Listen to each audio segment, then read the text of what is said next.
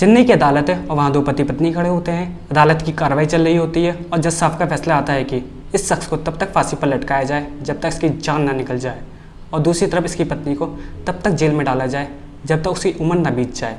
अब इन दोनों पति पत्नी ने ऐसा क्या जुर्म किया कि जज साहब ने इनको ऐसी कठोर सज़ा सुना दी। इस वीडियो में आज हम यही जानने वाले हैं। लेकिन हम इस वीडियो में किसी का नाम उजागर नहीं करेंगे, क्योंकि ये कहानी एक छोटी सी बच्ची की है जिसके साथ उसके ही माँ बाप ने ऐसे घिनौने काम को अंजाम दिया।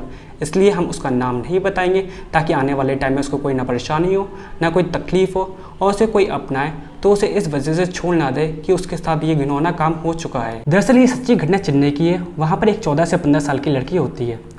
उसकी माँ उससे कहती है कि बेटा स्कूल चले जाओ, तो वो स्कूल जाने के लिए रेडी होने लगती है।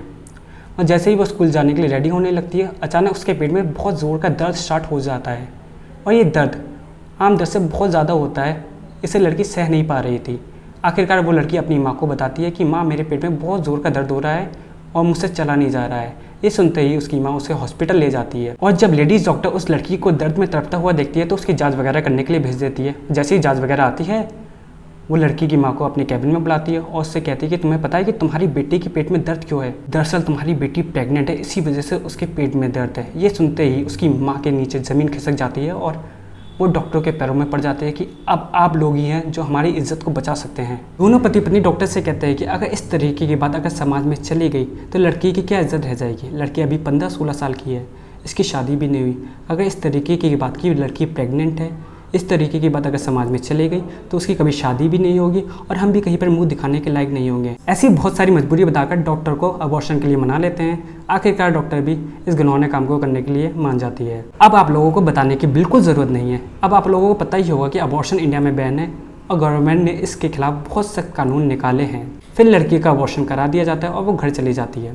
और कुछ दिनों बाद वो उसकी तबीयत ठीक होने लगती है और वह सही तरीके से चलने लगती है, तो वो स्कूल जाने लगती है। लेकिन इस बार लड़की स्कूल जाती है तो ना ही उसका किताबों में मन लग रहा था, ना ही पढ़ने में, ना ही दोस्तों के साथ, ना ही वो किसी टीचर से सही तरीके से बात कर पा रही थी। लड़की को कहीं ना कहीं लग रहा था कि उसका कोई जिस्म का टुकड़ा उसे छीन लिया गया हो, इसलिए वो खामोश और दुखी रहने लगी थी। उस लड़की की एक करीबी दोस्त भी थी जिसने बहुत बात जानने की कोशिश करी कि आखिरकार तुम इतना खामोश और दुखी क्यों रहती हो। पहले तो बहुत बात करती थी, अब इतना चुप क्यों रहती हो? तुम्हारे साथ ऐसा क्या हुआ है कि तुम इतना चुप रहने लगी हो? लेकिन वो फिर भी नहीं बताती है। फिर बाद में उसकी एक टीचर और उसकी एक दोस्त उससे फिर से पूछती हैं और बहुत बार पूछने के बाद लड़की जो बताती है उसको सुनकर आप भी दंग रह जाओगे और एक बार को आपको भी गुस्सा आ जाएगा। दरअसल वो लड़की बताती है कि जब मैं 7-8 साल की थी तो अपने माँ बाप के बीच में सोती थी, लेकिन इसी बीच मेरे पापा मेरे साथ गलत हरकतें करने लगे और मुझे गलत जगह पे टच करने लगे। मुझे पता ही नहीं चला।